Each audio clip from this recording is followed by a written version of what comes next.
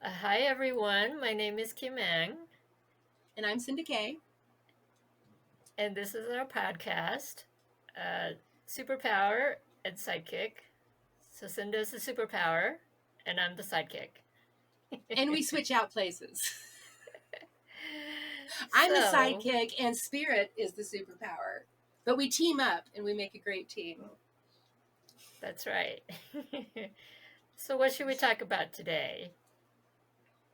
I want to start in a different spot for some reason, but here we go. Because I can feel it coming on, like coming over me. Wah! You can Go for feel it. the energy. Yeah, So yeah. let's see. It was 1999 or 1998. I think it was actually 98, but it really culminated for me in 99. I went to my knees on my chest. The way that my life was going is not at all what I want. I was being drug into things that weren't of my doing because I didn't have the strength to stand up for myself. And I looked around me and I was literally beyond miserable. And I went and just, begged God, the universe, spirit, please, please, please, please help me.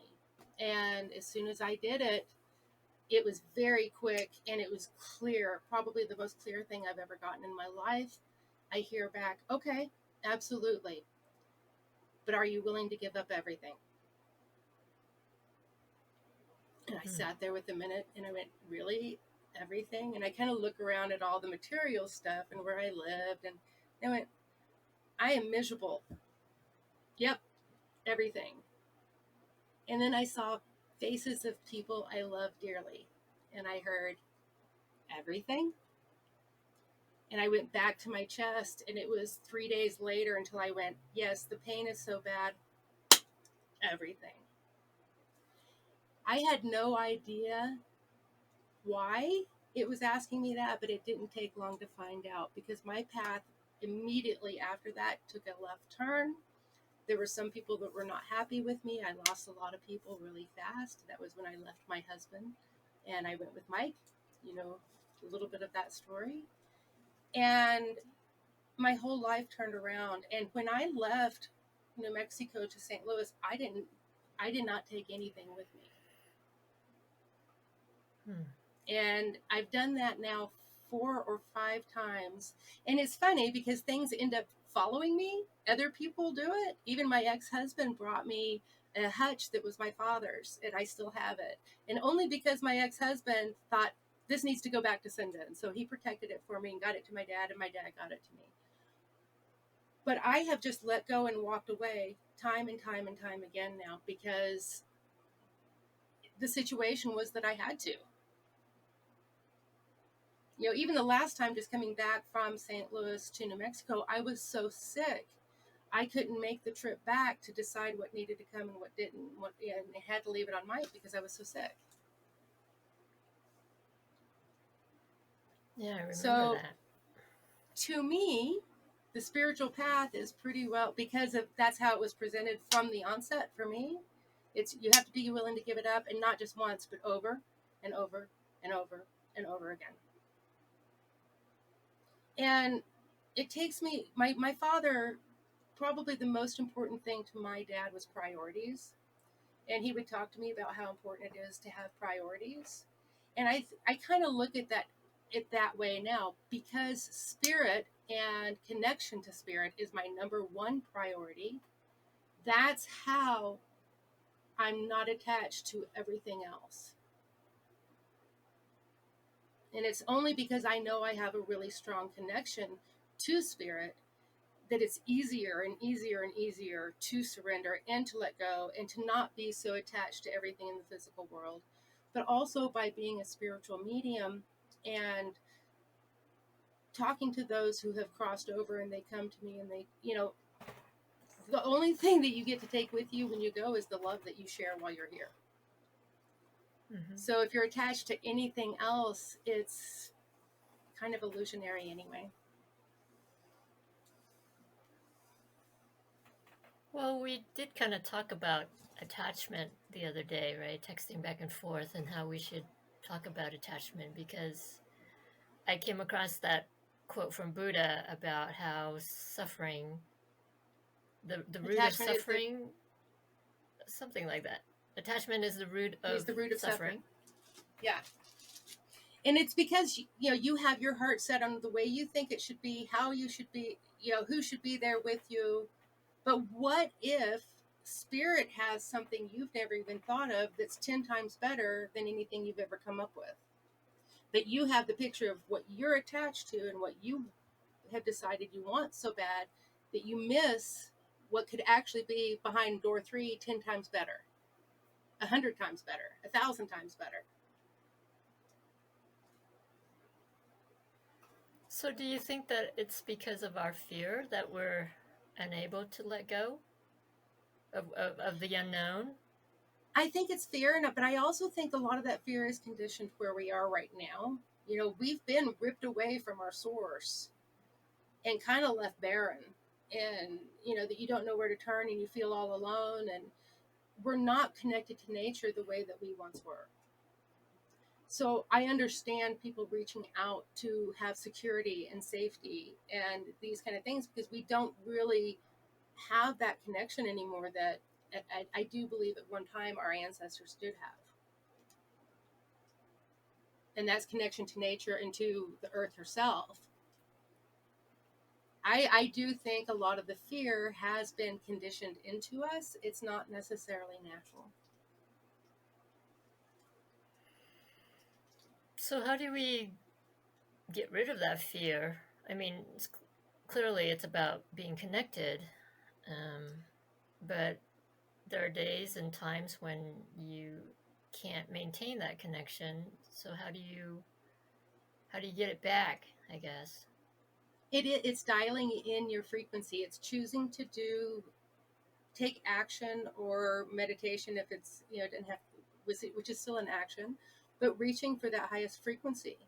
And the more that you reach for that highest frequency, the fear frequency can't live in that vibration. It doesn't exist in that vibration. So it's not so much of trying to get rid of the fear or suppress the fear or tell the fear to go away. It's just you eclipse it with such a bright light, there is no more fear. So the more that we reach and we work to dial our antenna to the highest source, it changes things. And don't get me wrong, I go through it. My husband was just in a horrible, horrible, catastrophic accident, and it was one of the scariest things I've ever been through in my life. Heck yeah. I'm not saying we don't have fear, that fear is not natural. Fear is part of our natural makeup, and it is there to protect us and to help us. But unfortunately, it's being influenced by society and the world to where it gets stuck on, and people have to take anxiety medications. And a lot of that's being done to us, and we're not even aware of it. And we're taking it in through media and just fear-based thinking, and afraid that we're going to lose what we have. But yeah, we are. The moment that we pass on and transition into the other realm, we're not taking any of this with us. So that's why that when Buddha, he talks about that, and he's talking about it, that if you can't take it with you, it's not real. So don't become attached to that, and attach to what is real, which is your divine spirit within. Yeah. And I remember when we were studying with Master Dang, our spiritual teacher, he used to say that in nothingness you have everything. So Go back to or from nothing in zero. order to have everything. Right, right. And I always could never figure out what he meant by that. Does that mean like you give up everything in order to follow the spiritual path, or is it more of a mindset where It's let go of everything? Like you where say, you're surrender. non-attached. Surrender. The thing about nothing is every possibility exists there. Nothing's been discounted, nothing's been thrown away. Any and every single thing can happen from nothing. But if you put something on the place of nothing, then there's a block there.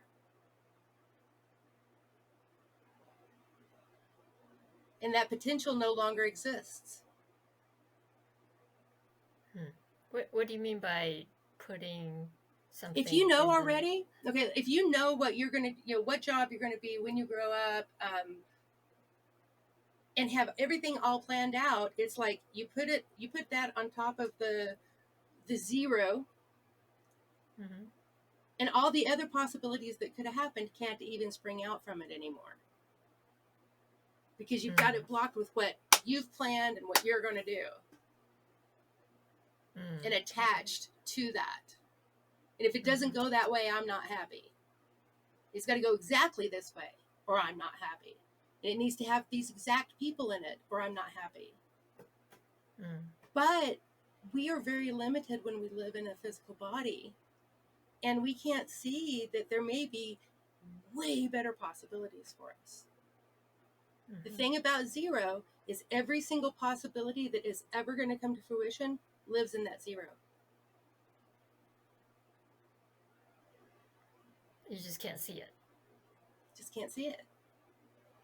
But when you trust it and you allow it, we can't miss what is for us.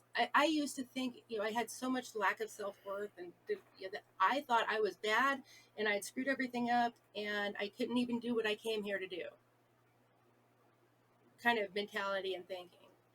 And not realizing that that was actually a part of all of it, and the reason why I can do what I came here to do, and I am worthy of this mission and this path and whatever it is that comes, from here, is because I went through all those challenges. They didn't discount me. They actually helped lift me up to where I needed to be.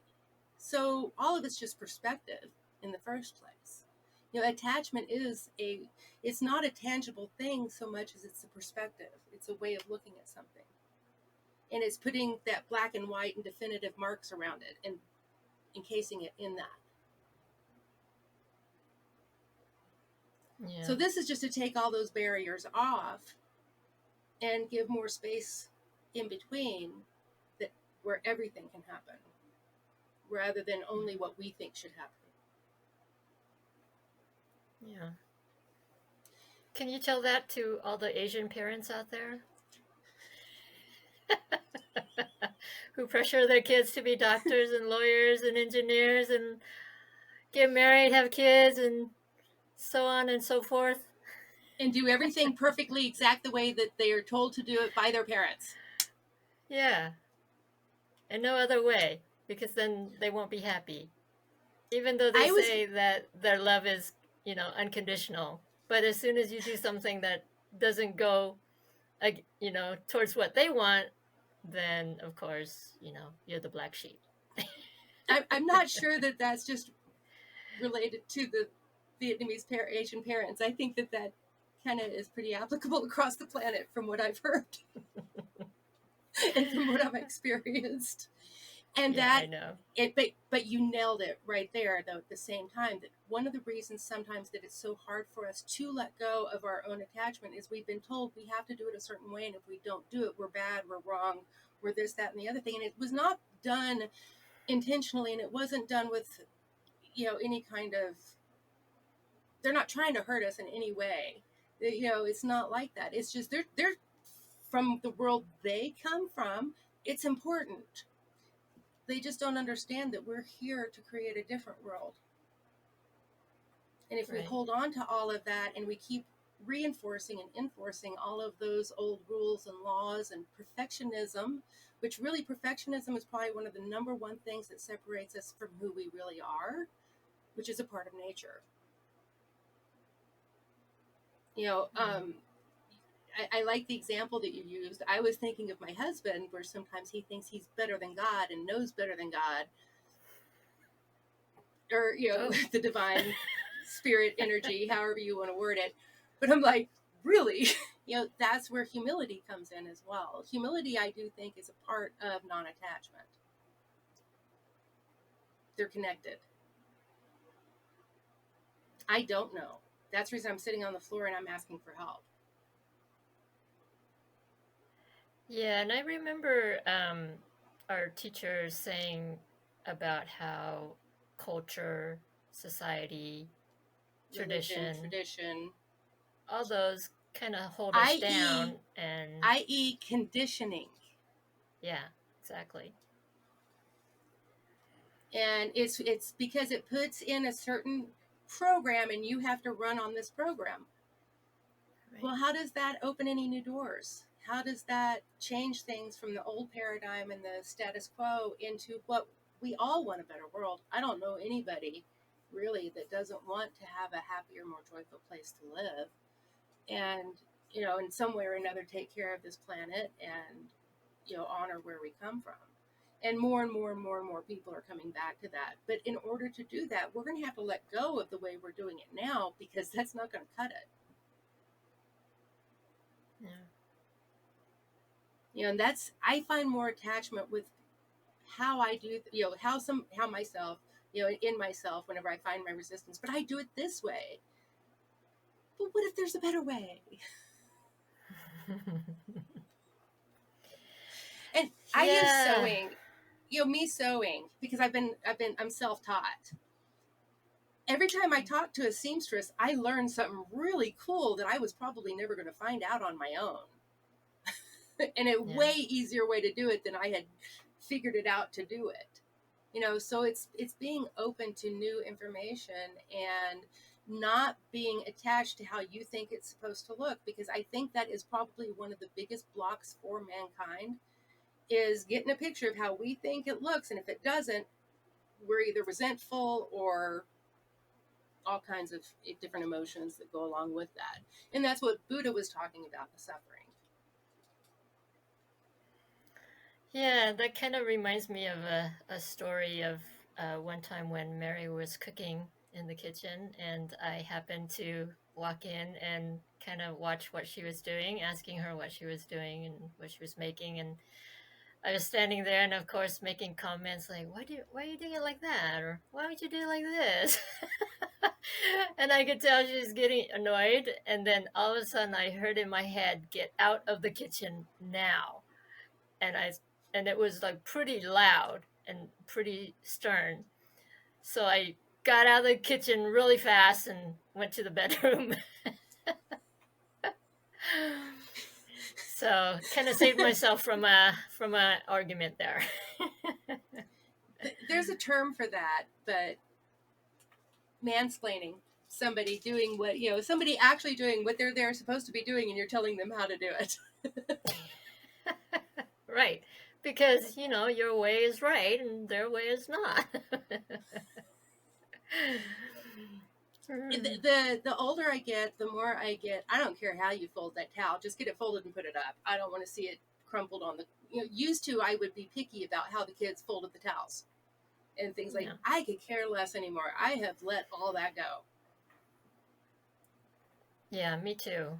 Me too. For And instance, it's kind of freeing too when you allow yourself to let go of that need to control everything. I feel like yeah, with my mom, she has that problem too. And I can tell and, that I have a bit of that in me. And and you end so up living whenever in a state of cringe. yeah. Yeah. That's not It's like comfortable. That's not fun. And then you wonder why no. you're stuck, but you're tense all the time. Hmm.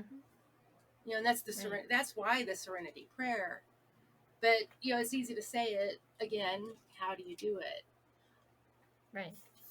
For myself, it has definitely been, I connect to the divine every single day, even if it's just 2 seconds. I make sure that I take the time to do that. Um, and I have gotten much better when I do get into that adrenaline state of fear, of remembering all the times that I've been there, that things worked out way better than I ever thought that they would. And I will do things like that and remind myself of, oh, I remember the last time I was in the pickle, and look at how this worked out. And remember that this worked out. Of course, you know me, I've had some big miracles happen in my life. I'm very gifted in that way. I've been blessed with lots of help spiritually as well as physically from those around us. Something else that Lou Dang used to talk about a lot was, we all hold hands to help humanity. And I think we can do that too with letting go of attachments by reminding each other, hey, remember when this time it worked out? And remember this time it worked out? And start retraining ourselves rather than being in that dread and that fear of what might come, of, oh, yeah, there could be a miracle around the corner. Recently I've been seeing memes about glimmers, looking for those moments of glimmers rather than the moments of just, being upset and mad and whatever, but actually being, on the lookout for when synchronicities happen, because you notice one synchronicity, 10 more pop from it. It's like Hmm. they're almost contagious, or they breed from it. You find them and they're like, oh, we're going to show off and do 10 more.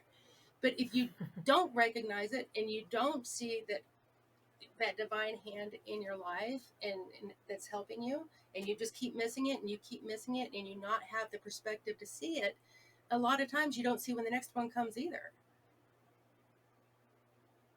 There is Yeah. a mentality of looking for that miracle to come, allows it to come, but it's not being attached to it. It's just knowing, hey, universe has my back. I can let this go. It's going to work out.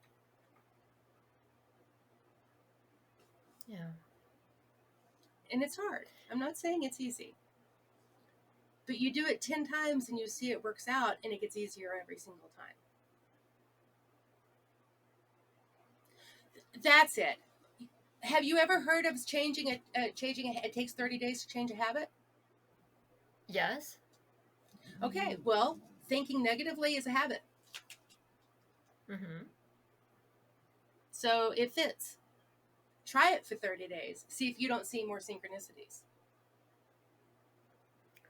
So is that more like catching yourself when you're having a negative thought and then letting it go, or Some of the ways what that do you? I do is I look at negative thought as being a stray dog that's coming to feed off of me, um, and it's going to feed off of whatever fear I give it. But if I recognize it's a stray dog and I decide I don't want to play games with it today, it's going to go to another table. It's not going to stay at my table. So first and foremost is recognition and awareness, and really that's in actuality, over time, that is what does it. Because when you recognize the itty bitty shitty committee as static, and you learn to tune your antenna to the akasha and to that higher frequency, then you quit even hearing it after a certain amount of time. It literally fades into the background. But it does take diligence, and it does take that desire to connect to that divine higher frequency. But you have to recognize, you don't have to. Shouldn't, pass. I don't know. I don't necessarily want to put those kind of words out there. It is beneficial to you to be very aware when those little negative creeping thoughts start coming in. When you feel that little bit of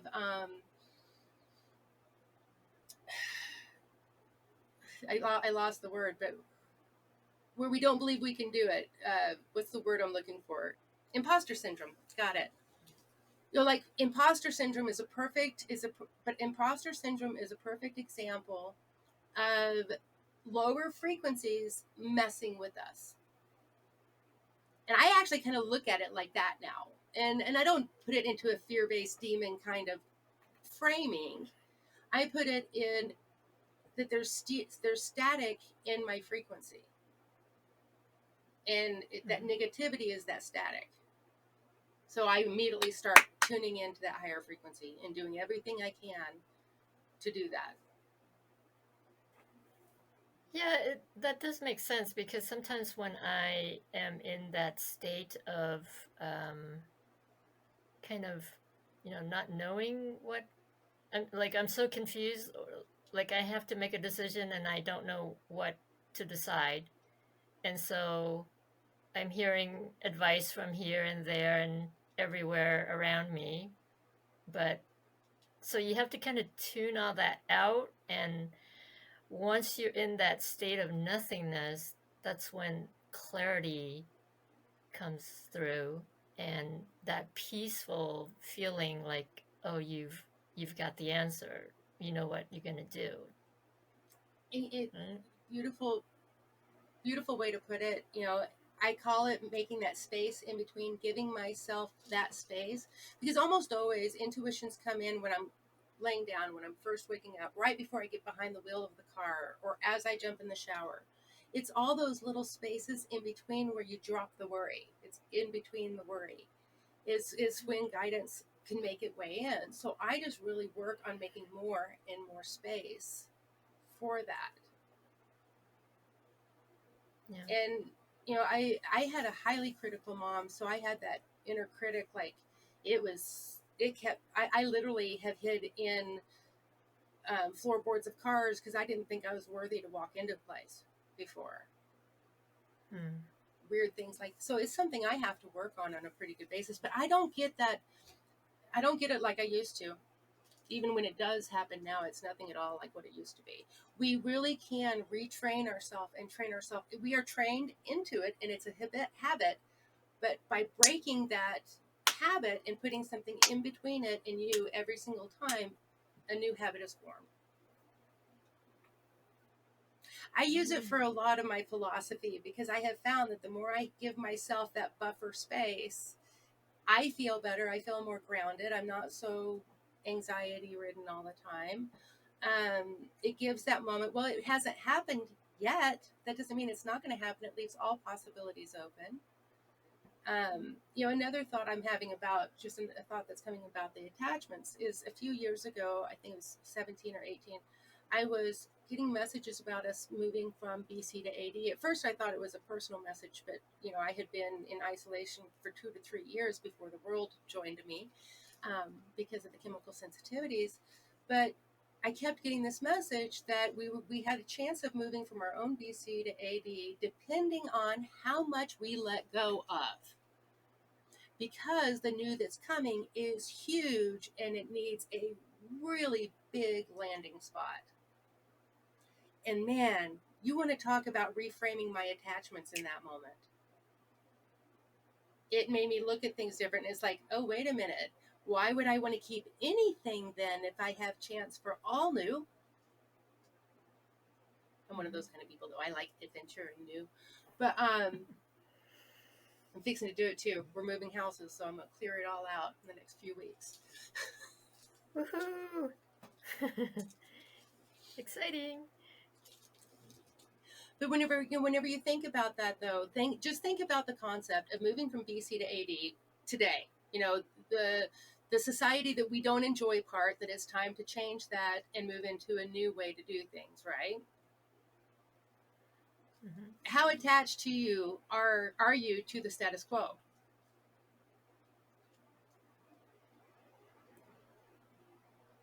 Is And that a there are a lot of rhetorical people. question, or are you asking me?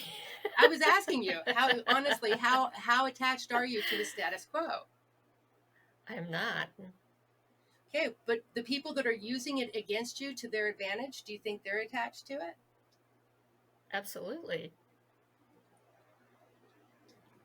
That you see right That's there, look at the. that's why they're able to control us, because they like the status quo the way it is. But it also is a little bit something about attachment. They're the ones that are holding on to this. Who do you think is going to go down when it goes down? Mm-hmm. Yeah, they are. Look at the fall of Rome happened. There is nobody above it. There's nobody. We could have everything in the world and then lose it tomorrow. There is not anyone on this planet that could not happen to. So the one of the reasons for non-attachment is to allow for change.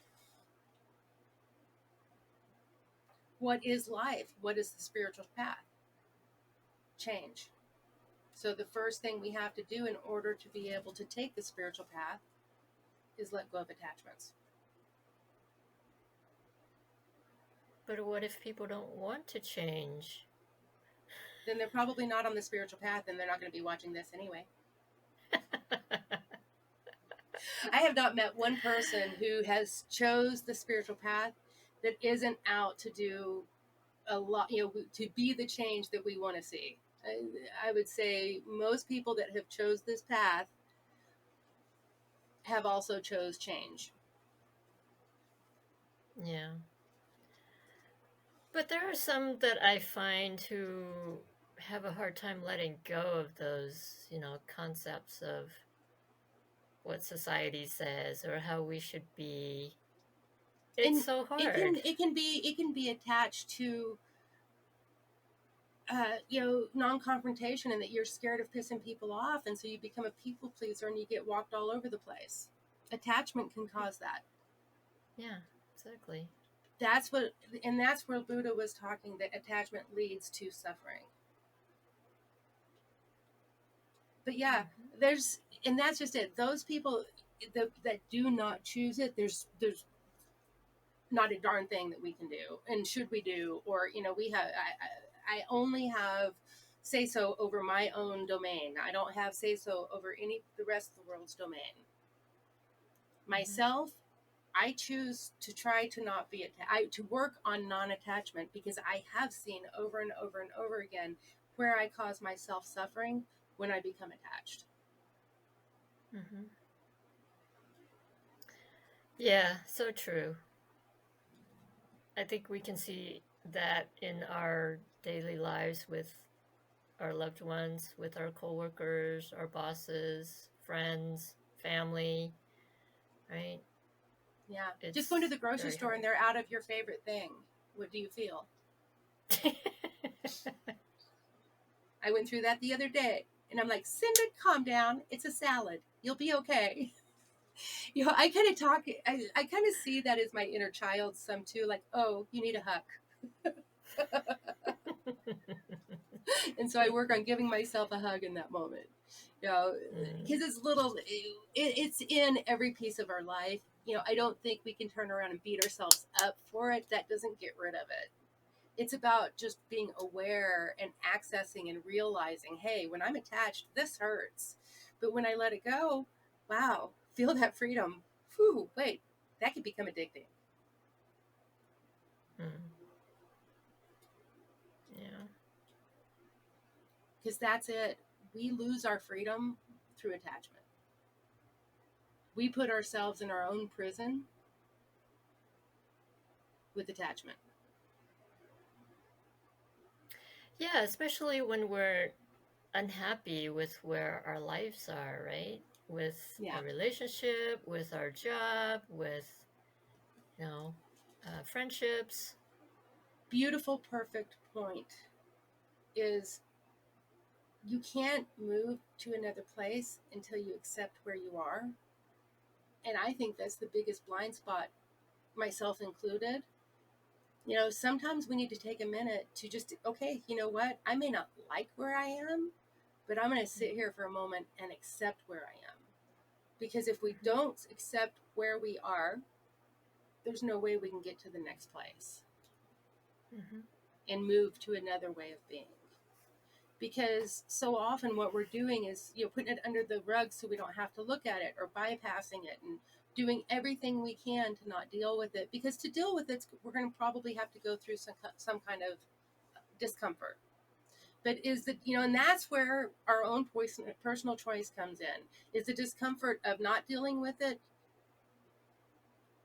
bad, or is it, would it be worse to deal with it, or would it be worse to leave it? When we have to discern that at every given moment. Well, it's And like there are going through times the there's five stages of grief, right? You have to get to the point of acceptance, which is the last step. And once you've accepted, accepted it, you can let it then go. yeah, you can let it go, and you have, it's very freeing once you've come to that Acceptance is stage. part of non-attachment. They're Mm-hmm. connected. Yeah. And like you said, it's very freeing. And again, to not beat ourselves up or use shame or guilt to move out of that place, because that's what will actually get us stuck there. Mm-hmm. You know, I lost the thought, but it all just went out the door. I went completely blank in that moment. But Sorry. but attachment and non-acceptance are very connected, and it is absolutely where we lose our freedom. Yeah, good point. You know, but where a lot of people are dogging bypassing, using spiritual bypassing, doing, and that is definitely, in that teaching we were in for a lot of time, people would do these healing techniques all the time to where they didn't have to deal with their own junk. That is spiritual bypassing. That is the definition of it. But I don't think that's necessarily bad, because what you are doing during that time is you're raising your frequency. So you're helping to put yourself in a better position, that whenever you do have the tools to deal with whatever it is, trauma that you may be avoiding or whatnot, that it's okay to wait till you have the tool to unwrap it. I think there's a little bit, yes, we all need to deal with our traumas. Yes, we need to all deal with our toxicities, but not everybody's ready. And sometimes some of it's really big and you might need help and support in order to do it. And you might need a new tool before you do it. So sometimes spiritual bypassing has a place to help hold you until you can get to where you have the tools and the skills to actually deal with it. Mm-hmm. Yeah, speaking of trauma, I think when we were talking about detachment and attachment, and I think you mentioned something about there's disconnecting, and then there's, what's the other word? Disassociating. Disassociation. So what's the difference And between the two? I see the zombies walking. Most of us, including myself, to some, because I still find things where oh my God, I've been putting up with that. I'm this uncomfortable, and I didn't even realize I'm this uncomfortable because I disassociated from that uncomfort. Hmm. Disassociation isn't non-attachment. It's not the same thing. Disassociation is being in your body and being numbing and put up with things that do not feel good and are not right for you. Will disassociate from that uncomfortable feeling rather than going, whoa, that's my spirit's clue that I need to move, that I need to set a boundary, that I need to change my environment in one way or another.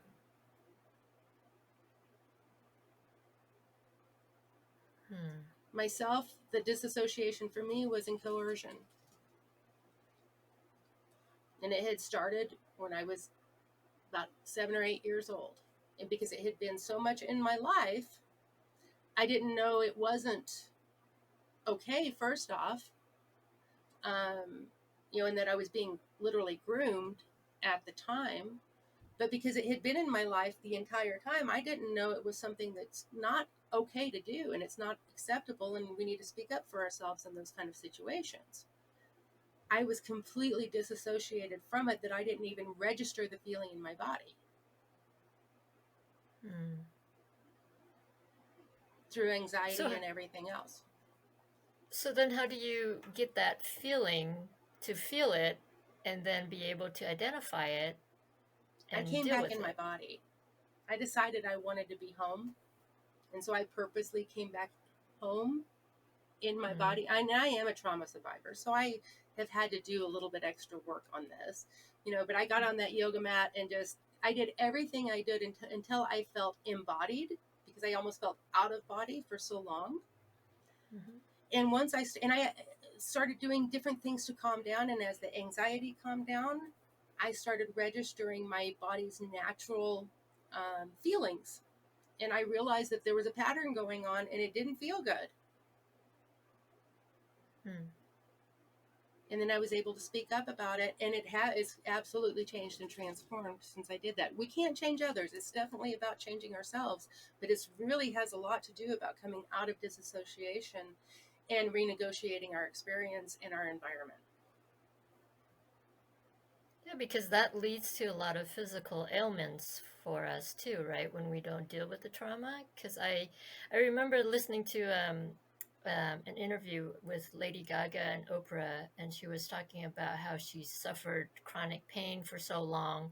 And fibromyalgia. Lady Gaga, and anyway, yeah. And I've read her. I've looked at her stuff. Yeah. Yeah, and she's in a lot better shape now.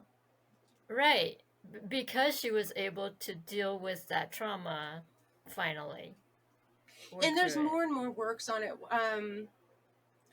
I'll whenever the title of the book comes, I'll think of it. There's a book I'm trying to think of, but there's more and more coming to the mainstream with tools of how to deal with trauma. Used to, we were kind of all in the dark with it. But Mm-hmm. there's more and more techniques and ways.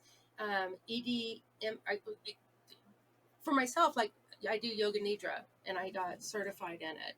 But it's a way of being able to go in and reconfigure your unconscious, because when we store old traumas, there that story is still running in the background, and our unconscious is still creating just like our conscious being is. And that's why Mm-hmm. sometimes we create things that we don't really want, is because it's coming from that unconscious realm. So the more that we do work on all of those kind of subtle energies with ourselves and dealing with past trauma and not staying in a state of disassociation, really coming home to it, feeling all of our feels. It's also important to not judge your own anger. What if anger is what you need in order to heal that? Mm-hmm. All of our emotions are very worthy, and they have purpose and they have reasons. The reason why they're out of balance is because they've been suppressed and repressed or used Mm-hmm. toxically. There is the toxic angle of, but anger in itself is not a negative emotion. Mm-hmm. I think we need to get out of judging all of our emotions, that this is a good emotion, this is a bad emotion. All of our emotions communicate our spirit to our body and our body to our spirit. It's important that we start learning to listen to it and communicate with it and hearing what it has to tell us. I know that I made some huge changes just this year because I recognized a disassociation and woke up and said, no, this is not how this is going to play out. Hmm. Well, it's kind of like that book you recommended for me called The Body Keeps the Score, I think it That's the one I was was. trying to remember of a minute ago. Exactly. Okay, yeah, Yeah. where everything is stored inside our body, inside our cells, and so all it takes is one trigger, to Boom. wake it up. I started practicing yoga nidra and learning how to do it, and I started having montages. And I started speaking them out, and Mike was freaked out. He's like, oh my gosh, I lived that, but that's a whole new perspective of what I lived, because it came out in a different way than what I had experienced it. And it came out Mm, more clear and more true than even when I had experienced it. But I know that all of that was the release of all these things that I didn't know what to do with at the moment. It was so painful, and I just went and sucked it up and stuffed it down. But every time I would practice yoga nidra, some of it would come out, and I would just have these spiritual montages as everything released. mm. That must be freeing too. It is. Yeah. It is. So do you It teach kind of that? goes into the other. Yeah, or I need to start doing. Yes, I do. I haven't been recently. One of my superpowers. So, it's a beautiful tool, especially there's a guy that's done a ton of research with nidra and trauma, PTSD survivors, especially veterans, and has done amazing work with it. But Mm. there's a lot of different modalities that are working on it now and working with that subtle energy in our body. Really good tools. Yeah, I feel like, with the pandemic and everything, we're just so isolated and just not well mentally. I think that the pandemic brought it up for everybody to see. I think it was already here. I don't think that we have been living in real community for a long since the Aboriginals were wiped out by the colonists. Really, Mm, truly in community. Look in the U.S. The kids are pushed to move out at 18, 21. The parents are in the nursing home rather than home with the kids, and everybody's in their own little house. And everybody, you need to be an individual, and you need to buy your own big huge house, and you need to move. And it's mm, all about the individual and out for itself, and leader of the pack or whatever. All that rather than tribal, not, and I don't mean tribal as in hateful warring tribes. I mean as in yeah. community supporting one another. Hmm. And that, but I also do think that's the whole thing that we're coming back. I don't want to say come back, because I do think we're creating something completely different that wasn't here before. So I don't want to say go Mm. back, but there are things that we need to bring back. That we are a pack animal. We need to live Mm-hmm. with a pack, not by ourselves. Yeah, did you ever see the Netflix documentary about the blue zones I and haven't how seen that one. those there are people in those five zones throughout the world who live until they're 100 years old or older. And so this guy was going around to all these different places to figure out what similarities they had. And one of them was community, is that everybody there, you know, like the elderly, when they get old, they have people coming and visiting them and taking them out rather than putting them in nursing homes. So Yeah, it's all about a community and supporting one socializing. another. And Yeah. we have been forced into forced codependency. That we are no longer connected to source. We have to connect to whatever, for our food, for our medical, for our livelihood, for literally everything. and Hmm. and also told that we, in order to be successful, you have to do it by yourself. Yeah.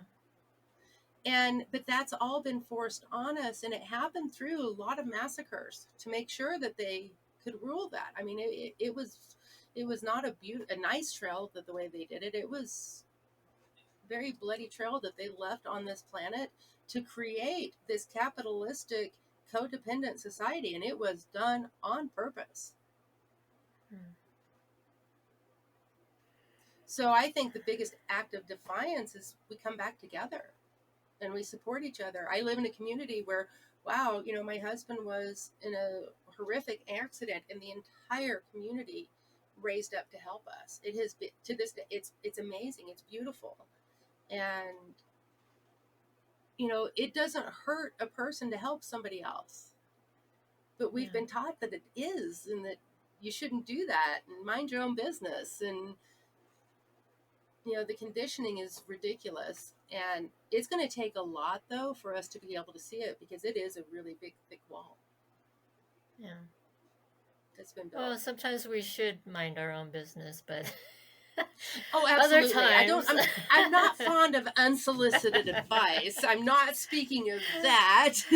right, but right, but I could reach out a hand to a friend and say, "Would can I just be there and make space for you?" yeah, And and hold space for a person, for them to make their own decision, and for them to be able to do what they need to do. But knowing that they're not alone, a lot of times people can come out of the state of fear and then make a decision.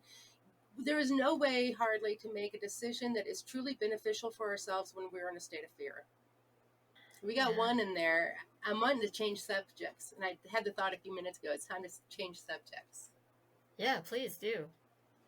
Okay, We it should came talk up about. during our last conversation, but about a viewer asked me specifically about the Akashic records, Mhm. and I have been getting downloads all week, so I'm excited to actually talk about it. I didn't even realize how much of what I do is directly attributed to reaching into the Akashic records for information, and I didn't realize, like, every single thing I do, basically, that's what it is.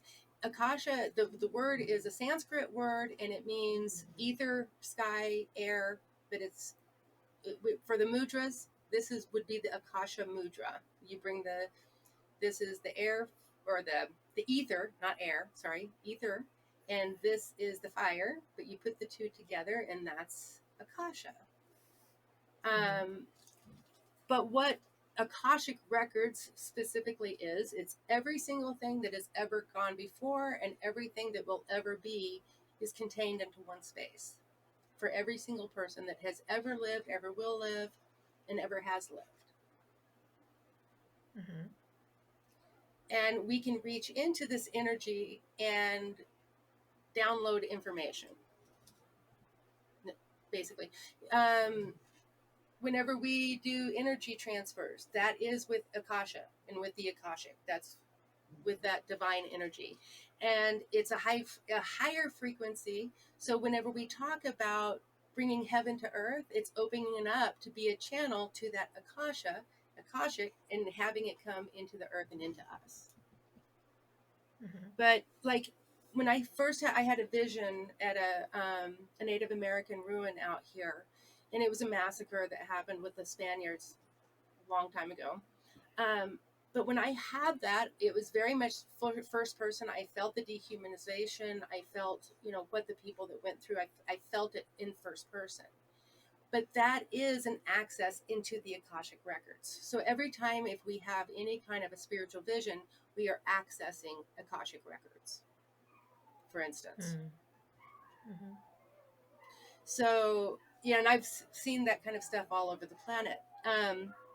Every time that I read with somebody with tarot cards or just doing it psychically or with a medium, I have to raise my frequency in order to be able to read those non-physical vibrations in the Akashic, in the Akasha.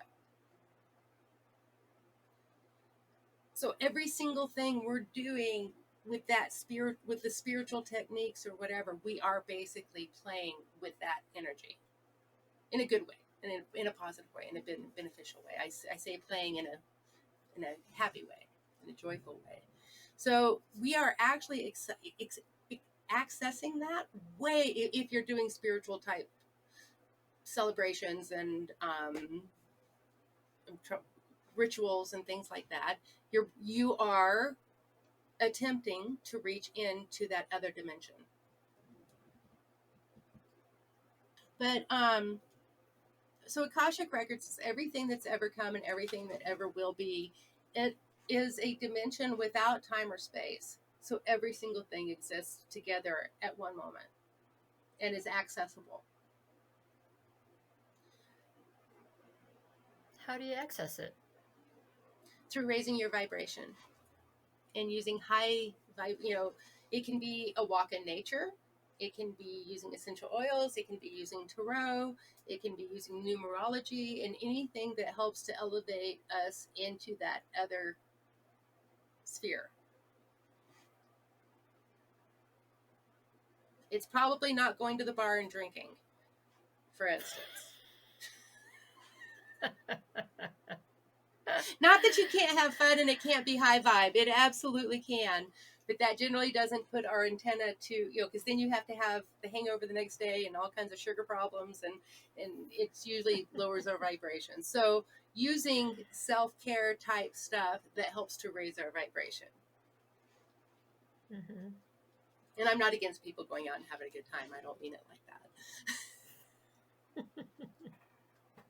Well, because when people are having a good time, they don't connect, right? They don't thank God or spirit or whatever. But it's it's more also when we're in like the low points in our lives is when we turn to God. Well, and the thing is you're not in awareness at the time. It takes awareness of where you are and what you're reaching for instance. But some of the main work I do is channeling, and that's opening up to that ethers and into that dimension that goes beyond and allowing it to pour through. And the hardest thing to do is to be that clear read and let everything come through. When I was first studying, one of our friends, something was starting to come out of my mouth. I'm like, oh, that's gonna make him mad. And so I chose to not say it. And I swear, spirit pushed me out of my body and it came out my mouth. And I watched his ego splat up against the wall. I knew it was going to happen. And I learned a big lesson of not changing things and not, just allowing it to come through because it knows better than I do. And it ended up being a very healing thing once he got over himself. But, me, myself, and I would not have spat quite that much truth. I would have discerned it and stopped it and it wasn't necessarily rude. It wasn't like that. It did hit him wrong and it did hit him raw, but it was probably exactly what he needed to hear. And I learned a lot about that I can't prejudge. The way I found out that I was even a channel, my mom was trying to pick a fight with me on purpose and said something really hateful. And in my mind, I go, okay, God, give me the words here, because if I say something against her, I'm going to leave here and never talk to her again. If I say something to defend who she's putting down, it's all hell's going to break loose. Give me the words. And the whole fight was that she had told me when I was 13 that my father was never going to love me the way I wanted to be loved, and he was a turd, basically, is what she was saying.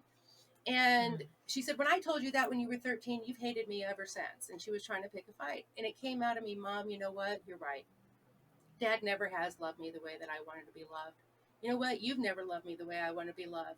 Hell, I don't love myself the way I want to be loved. Was the first time I have ever heard that woman speechless in her life. And it's because I surrendered what I would have said, because I knew it wasn't going to help the situation. And something way, way more intelligent than me gave me the most perfect words I've ever heard in my life. And they were my truth. And when we sit in our truth, no one can push us over. Wow, that's beautiful.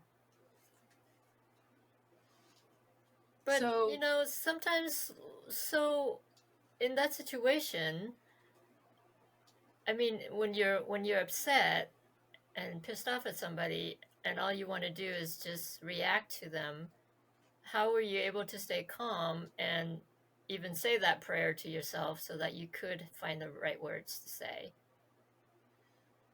I'm an intelligent enough person that I knew what I was going to say was going to cause, it was going to make things, I was going to go into the trap she was setting. And it was literally, I did not want to go into that trap. That was my motivation in that moment, to surrender it.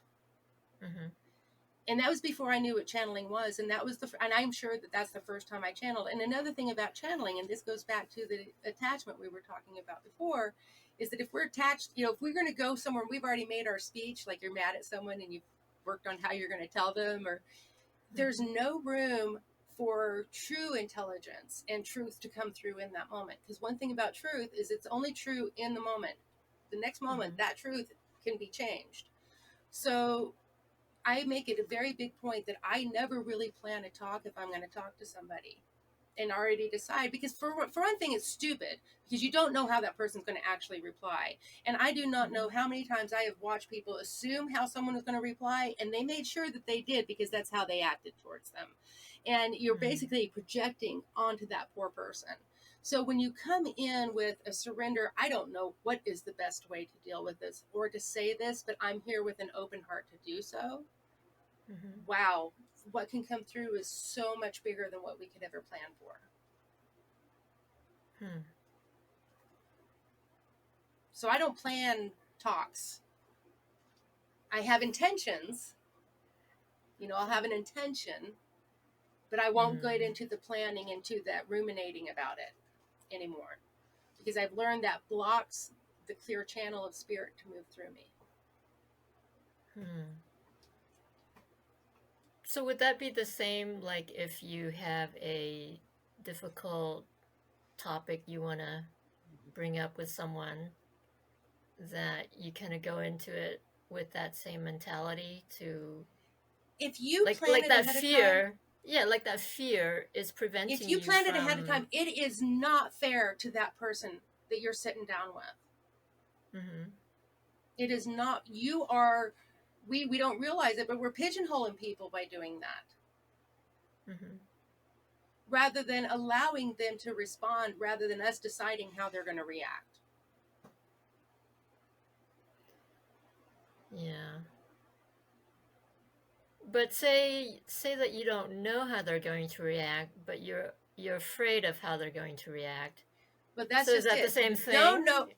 Yes, it absolutely is. And you already have, if you're afraid of how they're going to react, you feel like you already have an idea of how they're going to react. And you're already putting that projection on them in that moment. That's a projection. So we need to come, especially challenging, difficult conversations, because right now we need to be renegotiating all. If you're having an experience with someone that you are not enjoying, it needs to be renegotiated. We should none of us should be sitting in disassociation, in uncomfort, and doing things that we do not want to do. We need to start Mm-hmm. facing all of these kind of things, because it's not much of a life if you live that way. So we have to come Mm-hmm. back into ourselves, but we have to give that other person the grace to accept our change, and that we want something different. But we have to give them grace, because if we don't already know and we don't already planned, it allows them to be honest, and we're not pigeonholing them. It doesn't mean it, hey, they may not react to it well. They might throw a fit. They might Mm-hmm. never talk to you again. And it's Mm-hmm. probably exactly what needed to happen. Mm. Because if somebody can't handle you for your truth and where you are, and if you're just being honest and being, if they can't work with you on that, then you're probably in the wrong relationship to begin with. To me, if a relationship cannot handle a hard conversation, it's not a true relationship. Yeah. And so what if they overreacted to something that you said and you wonder why they're being, That's where the you know, non-attachment comes in. you got to let it go. You got to let it go. You have to remember that that is theirs. It's not yours. It's only yours if you pick it up and take it. Mm-hmm. I look at it kind of like false narratives. My mom had a false narrative wrapped around me half my life of what a horrible child. She started telling me I was a horrible child at 3, and I don't think there's a horrible 3-year-old on the planet. Well, great, every child is 3-year-old is horrible, but in a loving, adorable way, Yeah. Right. But I don't think somebody can be called a horrible person at 3 years old. That was Right. definitely Yeah. a false narrative. Yeah. And it's a preconceived idea. How is that any different than you walk into a room with someone to have a different conversation, but you've got a preconceived idea of how they're going to, that's putting your false narrative on them, if you like it or not, Mm-hmm. or your narrative. It doesn't have to, it could be true, but rather than allowing them theirs. And that is about making space, is, having the conversation and allowing someone to react horribly because that's where they're at. Mm-hmm. But are you going to be happy with yourself if you don't have that conversation? Probably not. Because you're still miserable for not So having dealt that's the with it, discernment. right? Yeah. So that's the discernment. Do you want to stay miserable, or is it worth making this person upset for a moment, but then you both go on from that in a better place afterwards? Because Mm-hmm. sometimes when we get new information, it takes a minute, and it's, and it can be a little jolting. So you have to give that person space to also marinate and come to acceptance themselves. Mm-hmm. It's not fair. Pressuring and pushing is not nice. And I try to Yeah. remember that too. I want to move in my new house today, but that might not be fair to my husband that has to paint it. So Right. Yeah. Poor Mike. He has a lot to do. he has a lot to do. Someone asked him today if he was happy and excited. He goes, I have a long to-do list now.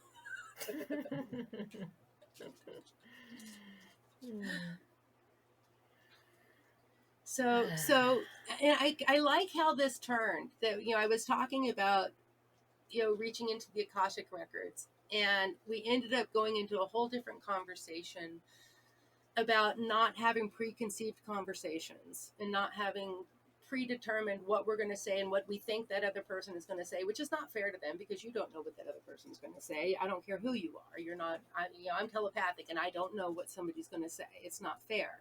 I don't have the Mm-hmm. right to be that. We are intrusive individuals when we do that, if we realize it or not. And we're not Yeah. being kind to that other person in the moment. But if we Yeah. don't have some difficult conversations and renegotiate our experience, then we live in misery. And that person is in that misery too, if they realize it or not.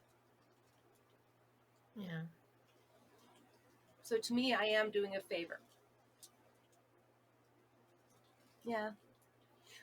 Well, a lot of us, including myself in trauma, you get so used to living in really negative sense. You're actually more comfortable in that situation than you are in a positive situation. Right. Yeah, which is sad. It is. Because you're putting up with things you shouldn't be putting up with. Well, and that's the nature of disassociating with trauma. It's done on purpose. Mm-hmm. So another Yeah. person can control you. Yeah.